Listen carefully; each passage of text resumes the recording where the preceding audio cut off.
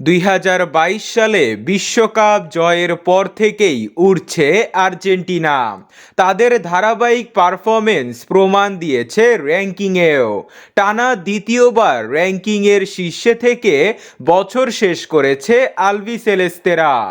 তবে 2025 সালে 26 বিশ্বকাপ বাছাই পর্বের ম্যাচে আবারও মাঠে নামতে চলেছে আর্জেন্টিনা, যেখানে বছরের শুরুতেই দারুণ চ্যালেঞ্জ অপেক্ষা করছে লিওনেল মেসির দলের জন্য, যেখানে আর্জেন্টিনা লড়বে ল্যাটিন আমেরিকার দুই পরাশক্তি দল ব্রাজিল ও উরুগুয়ের বিপক্ষে।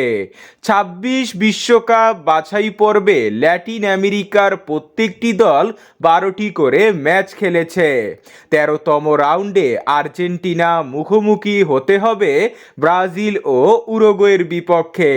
তাই উরুগুয়ে ও ব্রাজিলকে হারাতে পরিকল্পনা শুরু করে দিয়েছে Argentine mastermind coach Lionel Scaloni.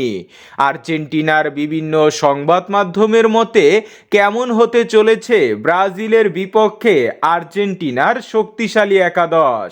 তো চলুন এক নজরে দেখে নেওয়া যাক আর্জেন্টিনার একাদশে কারা সুযোগ পেতে যাচ্ছে। গোলকিপার হিসাবে দলে জায়গা পাবে ইমিলিয়ানো মার্টিনেজ, জেনোরিমা রুলি ও ফ্রাঙ্কো আরমানি। ডিফেন্সে দেখা যাবে Nahuel Molina, Gonzalo Montiel, Nicolas Tagliafico, Marcos Acuna, Nicolas Otamendi, Cristian Romero ও লিসান্দ্রো মার্টিনেজকে। ডিফেন্সের পর মিডফিল্ডে দেখা যাবে Enzo Fernandez, Rodrigo De Paul, Mac Allister, Lo Celso, Leandro Paredes, Guido রদ্রিগেজকে।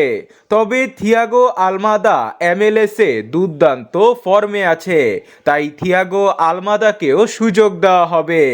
সর্বশেষ ফরওয়ার্ড পজিশনে দেখা যাবে Lionel Messi, Julian Alvarez, Lautaro Martinez, Nicolas Gonzalez ও পাওলো ডিবালা এবং আলেহান্দ্রো গানাচোকে।